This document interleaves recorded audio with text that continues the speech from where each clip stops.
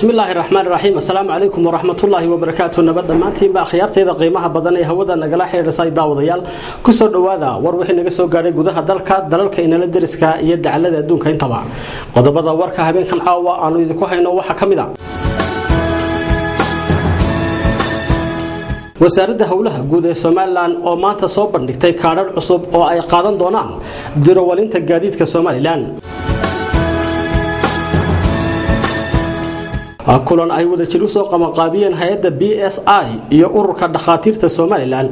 oo ay u qabteen koox dhakhaatiir ah ayaa maanta ka qabsoomay magaalada Boorama ee xarunta gobolka Awdal kumanaan mudaharadayaal ah ayaa maanta isugu soo baxay fagaaraha Tahriir daawadayaal kuwaasi waa qaar kamid qodobada warka habeenkan caawa aan idinku hayno imikii haatanna isagoo fidsan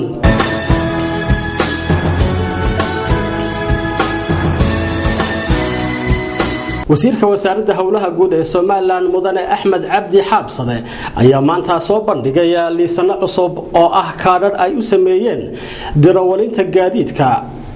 Soomaaliland wasiirka wasaaradda hawlaha guud guriyeenta iyo gaadiidka Soomaaliland Axmed Cabdi Xaabsade ayaa maanta xariga ka jaray xafiis cusub oo loo sameeyay liismo cusub ay sameysay wasaaradda hawlaha guud iyo guriyeenta Soomaaliland munaasabad si weyn loo soo agaasimay oo lagu daafurayay liismada cusub ee sameysay wasaaraddaasi oo lagu qabtay isla wasaaradda ayaa waxa ka soo qayb galay uqaal salaadiin waxgarad abwaano iyo waliba qurba joogta dalka ugu horeyn waxa munaasabadaasi ka hadlay wasiirka wasaaradda hawlaha guud gaadiidka iyo guriyeenta Soomaaliland Axmed Cabdi Xaabsade isagoo wasiirku ka waramay faa'iidada ay liisamadan cusub u leeyihiin darawaliinta sidoo kale wasiirka ayaa hoosta ka xariiqay in liisamadan wax badan ka bedeli doonaan shilalkii joogtada ah ay geysan jireen baabuurtu kuwaas oo sabab u ahaayeen darawaliin aan khibrad u lahayn wadista baabuurta sidoo kale Axmed Cabdi Xaabsade oo hadalkiisa sii wata ayaa waxa uu sheegay in liisamadan ay yihiin kuwa ay isticmaalaan wadamada caalamka wasiirka arrimahaasi ka hadlaya ayaa waxa uu yiri sida wadaagtan uu sheegay maanta waxa weeye liisankii lafta ahaa adduunku isticmaalo yaa musaaka waxaan go'aansanay inaan halkan furo oo aan siino shirkad nala shaqaysay oo arrintu soo aadaabtay oo muddo soo shaqeynayay waynu ognahay oo maanta dhibaatada dalka haysta waxa ugu weyn dagaalada sokeeye ee dadku ku dhimanayo muxuu ahaa adduunku sheegayo waxa ka daran tan gudaheedna ahayd baabuurtu ay samayso baabuurtu waa cadow ninka baabuurka wadaya wuxuu qaadayaa mas-uuliyad 20 qof 30 qof 40 qof iyo wixii dhaqaale ahaa ee saaqa iyo gaariga laftiisa oo lacag badan ku yimid dalka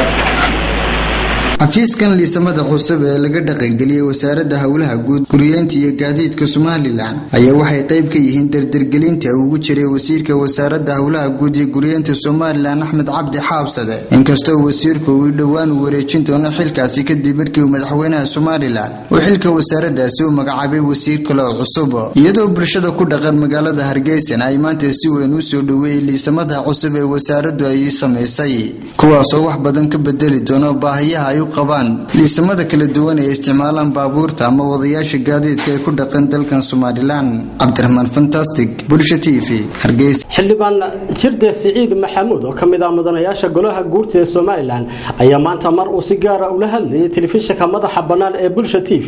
waxa uu ugu baaqay madaxweynaha Soomaaliland mudane Axmed Maxamed Silayo inuu golahiisa wasiirada ku soo daro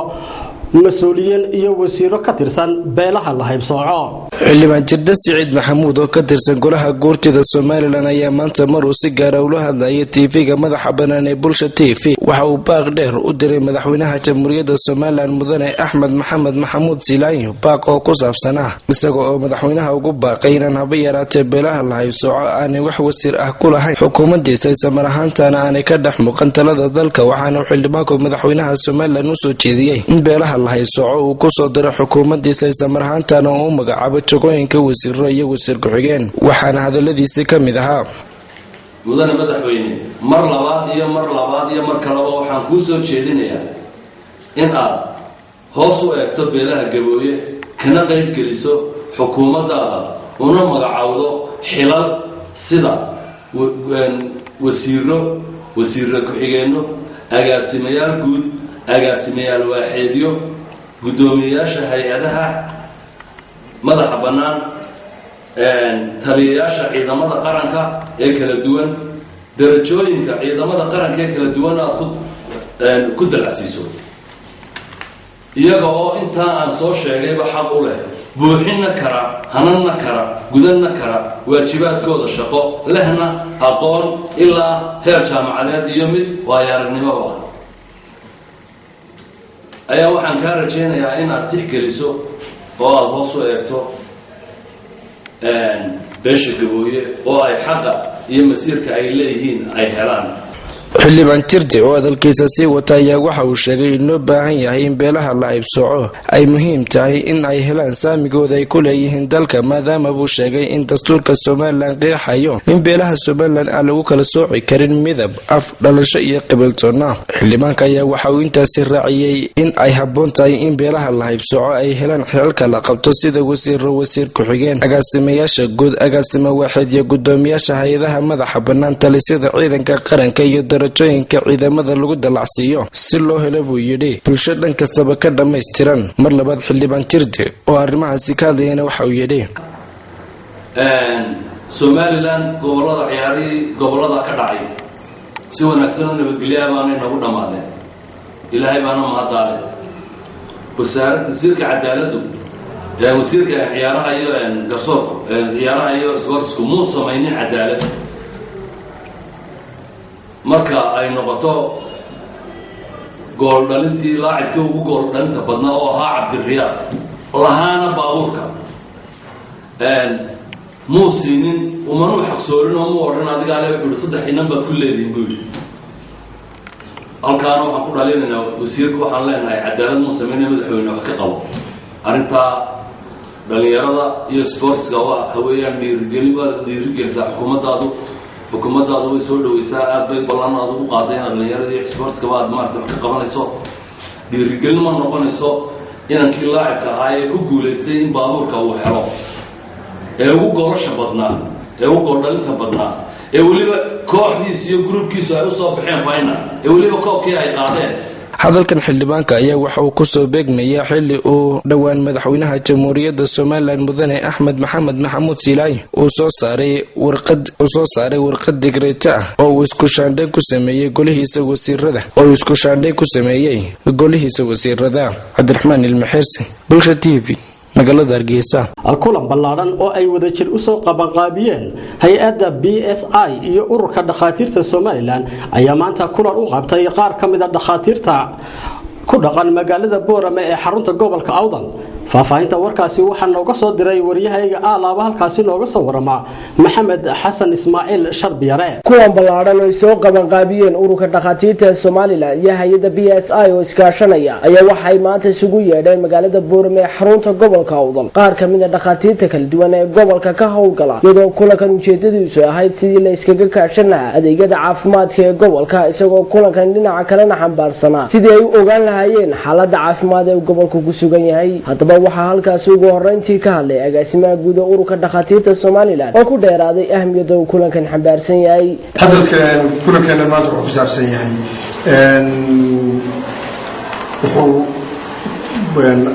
awdal waa kow gobolada kalena marmar baan ka soo wada qabanay burco oo isugu keenay Sooliyo Sanaag iyo burco berbera Hargeysa oo 29 ka qabsatay wuxuu qayb ka yahay dhowr kulan oo isdaba joog ah oo ku saabsan nuxurkoodu yahay wada shaqayn iyo xoojinta wada shaqaynta hay-adda BSA iyo ururka dhakhaatiirta Soomaaliland nuxurka miidku waa sidaas taana waxaa ka mid ah in dhinacyadu qolo walba waxay qabato ay is ogaadaan oo la soo bandhigo مثلا BSA iyo barnaamijyada kala duwan ee wadanka ka qabato Dr. Cabdilaahi oo kamid ah dhakhaatiirta ka howlgala magaalada Boorame xarunta gobolka Awdal isla markaana ku jira boorka ugu sarsareeya ururka dhakhaatiirta Soomaaliland ayaa waxa uu isagna ka sanqariyay wanaag Soomaaliland waa ugu horeynay haddana waxa weeyaan production-keedii waa bulshada maalin walba waxay soo saartaa intaasoo dhakhaatiira marka waxaan inuu ku faanaa gobolka keliya ee gobolada fangareeya ee u dira dhakhaatiir halkan ilaa Xeerigaabo Laascaanood agaasimaha dhakhtarka guud ee magaalada Boorama Dr. Ismaaciil Xaaji Maxamed Aye oo kulankan soo xidhay ayaa sayna waxa hadaladiisii kamid ahaa midahaba taariikhdeena caafimaad ama dhakhaatiir taariikhdeena wax badan ahayn ee waqti badan soo jirin bay ka caddahay dhakhtarkeena ugu horgaraafeeyay intii Soomaali jirteen oo jacaad Soomaali ka baxaa uu taagan yahay kiisha beesa ku taagan yahay marka gaabay intaas gaabay loogu dhaxaybay oo aan u nahay dad yaro kooban oo mutaqaanaa meel kasta joogaan iskala karayaan mas'uul karayaan si kastaba ahaatee kulanka ballaadhan ay soo qaban qaabiyeen hay'adda BSA iyo ururka dhakhaatiirta Soomaaliland ayaa ah kulankii labaad isugu yeedheen dhakhaatiirta kala duwan ee ku sugan gobolka Awdal iyagoo kulankan kuwa la midana ay ka qabteen magaalada Hargeysa ee caasimadda Jamhuuriyadda Soomaaliland waa Maxamed Xasan Ismaaciil Sharbiyare telefishinka Bulsho magaalada Boorama xaflad ballaadhan oo ay shahaadooyin iyo abaalmarino ku gudoomeen 20 arday oo dhamaysatay xirfadaha gacanta isla markaana ay in muddo u soo waday hay'adda wadaniga ah ee Gaafo ayaa maanta ka qabsoontay Hotel Crown ee magaalada Hargeysa xafladan ay ku qalin jabinayeen arday tiradoodu gaadhaysa 20 arday oo in muddo ay tababaraysa hay'adda wadaniga ah ee Gaafo ay ka soo qayb galeen mas'uuliyiin sarsare oo ka mid yihiin wasiirka wasaaradda shaqada iyo arrimaha bulshada Maxamuud Axmed Barre Garaad madax ka hay'adaha caalamiga ah iyo marti